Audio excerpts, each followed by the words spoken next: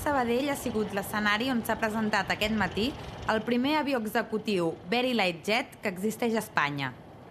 L'adquisició d'aquesta aeronau ha anat a càrrec del grup Gester, que es converteix així en la primera empresa espanyola en operar aquest model.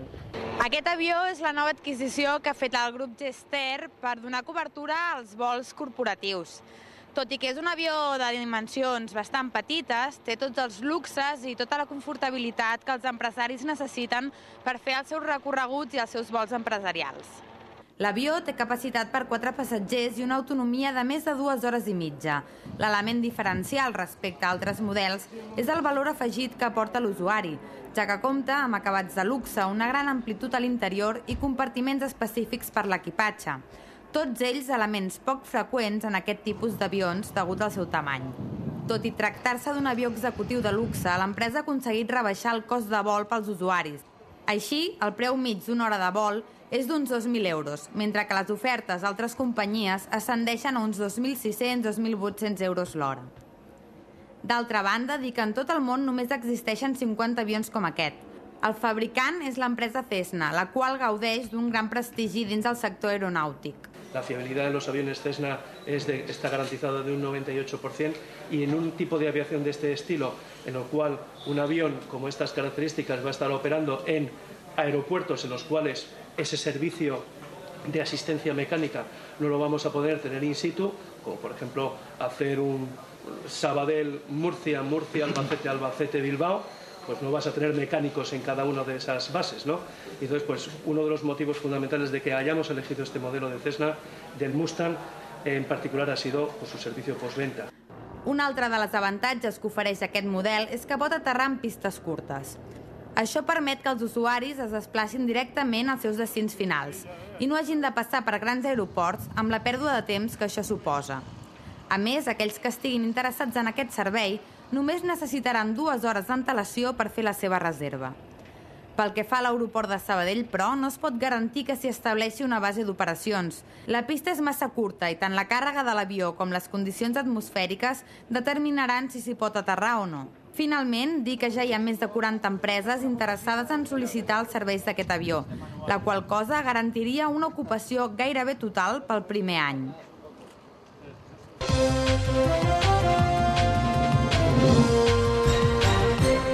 Canviem radicalment de tema. L'acte central per commemorar el 4è aniversari de l'11M s'ha celebrat aquest migdia a Madrid davant del monument en record de les víctimes erigit a l'estació d'Atocha. Aquest acte emotiu s'ha presidit pel rei, s'ha comptat amb la presència, entre d'altres, de José Luis Rodríguez Zapatero i de Mariano Rajoy.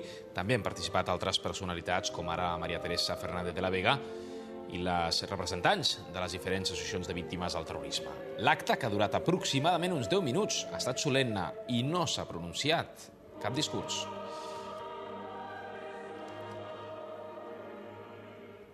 Canviem de tema. Aquesta setmana molts municipis de la comarca del Vallès Occidental continuen amb el programa d'actes per la celebració commemoració del Dia Internacional de la Dona Treballadora. Cerdanyola del Vallès és un d'aquests municipis que ha seguit amb els diferents actes programats, s'allargaran fins a final de mes. Avui ha estat el torn de la lectura del manifest del Dia Internacional de la Dona, l'Ateneu, a càrrec de Rosa Vilaró, regidora de Dones i Polítiques d'Igualtat. Després de la lectura s'ha fet entrega dels premis als cartells guanyadors del Dia de la Dona.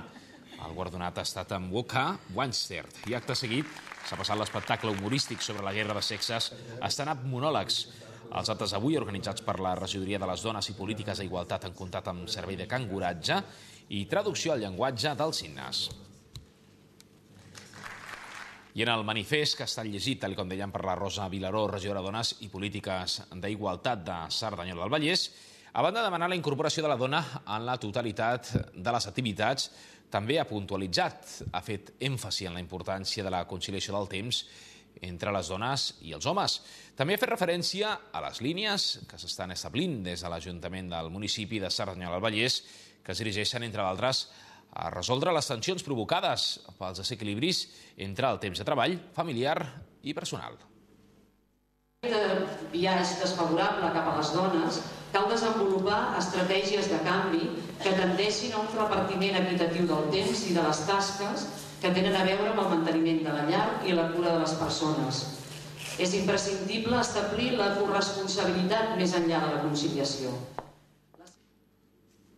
Lluís Subirana ha presentat aquesta mateixa tarda, fa només uns minuts, el seu nou llibre titulat Des de la intimitat. L'escenari d'aquesta cita ha estat l'Auditori de Caixa Sabadell, on Subirana ha pogut comptar, entre d'altres, amb la companyia del rapsode Josep Barberó i el violinista Fran Ugàs. En aquest recull de poemes, Lluís Subirana passa comptes a les seves vivències i records amb una total transparència. Tot i no haver nascut a Sabadell, Subirana, i viu des de l'any 51, està fortament implicat amb les entitats i la vida cultural de la ciutat. L'escriptor, que des de ben jove ha estat vinculat al moviment sardanista, va rebre, recordem, l'any passat la medalla de la ciutat al mèrit cultural i també compta amb el guardó al mèrit sardanista. Tot i la gran afluència d'espectadors que podien veure a les imatges, la presentació d'aquest tercer llibre de poemes ha gaudit d'un ambient molt proper i de caire intimista. La fórmula escollida per la presentació d'aquest recull de poemes ha estat un recital dels seus escrits acompanyat per la melodia d'un violí. La música de l'allegro inicial del concert número 3, La tardor, de les 4 estacions de Vivaldi, s'escampa per tota la sala. Agafo un llibre, l'obro i el raig de llum cau sobre el poema. S'ha capat un viatge per la música andina. És el títol del cicle de concerts que es duran a terme dimecres i dijous a la Sala Miguel Hernández de Sabadell. L'Ajuntament, l'Obra Social La Caixa i l'Associació Rialles han firmat un conveni que preveu l'organització de 4 concerts escolars i un de familiar del grup. S'ha capat amb l'objectiu, entre d'altres, d'introduir grans i petits en el món de la música andina des d'una perspectiva didàctica. Perquè tot això sigui possible, també s'ha repartit un dossier didàctic entre els mestres i professors que complementa els diferents actes musicals. Sacapato és un grup peruà-xilè format per 6 joves músics amb residència a Barcelona que mantenen vius els seus costums a través de la música tradicional andina i afroperuana. Es faran 2 sessions diàries, tal com dèiem, el pròxim dimecres i dijous, a 2:15 del matí i a les 11 del matí, que es complementaran amb la programació d'un concert familiar diumenge a partir de les 6 de la tarda. Sakapatú és un grup format per 6 joves músics provinents de Xile i del Perú, residents a Barcelona des de fa uns anys i que mantenen vius alguns dels seus costums, recuperant i revisant la música tradicional andina i afroperuana. Amb l'objectiu de fomentar la integració i la convivència i alhora introduir el públic infantil i juvenil en el món de la música des d'una perspectiva didàctica, l'Obra Social La Caixa i l'Ajuntament de Sabadell han presentat el cicle de concerts Sakapatú, un viatge per la música andina, a partir d'un conveni signat entre l'administració, la Fundació i l'Associació Rialles. Perquè es produeixi veritablement aquest concepte que m'heu sentit repetir moltes vegades de vitalitat cultural, és imprescindible la col·laboració d'aquests agents culturals. L'administració només no pot, ni sap, ni penso que deu fer aquestes coses. Sempre hem de tenir aquest paper de recolzament i la dinamització ha de venir de la societat civil, de la realitat social. Es tracta d'un acord per celebrar 4 concerts escolars i un de familiar protagonitzats pel grup Sakapatú a la Sala Miguel Hernández de Sabadell. Aquests concerts estan dirigits a diverses escoles de la ciutat i poblacions properes i es calcula que hi assistiran al voltant de 1.000 escolars. La novetat d'enguany és un dossier didàctic que s'ha repartit entre els mestres i professors. Això també és una novetat. Fins ara els dossiers pedagògics només els enviàvem a les escoles i en canvi aquesta vegada hi ha hagut un contacte directe entre la gent que ha fet l'espectacle i els mestres. Creiem que és un pas endavant i que també és important.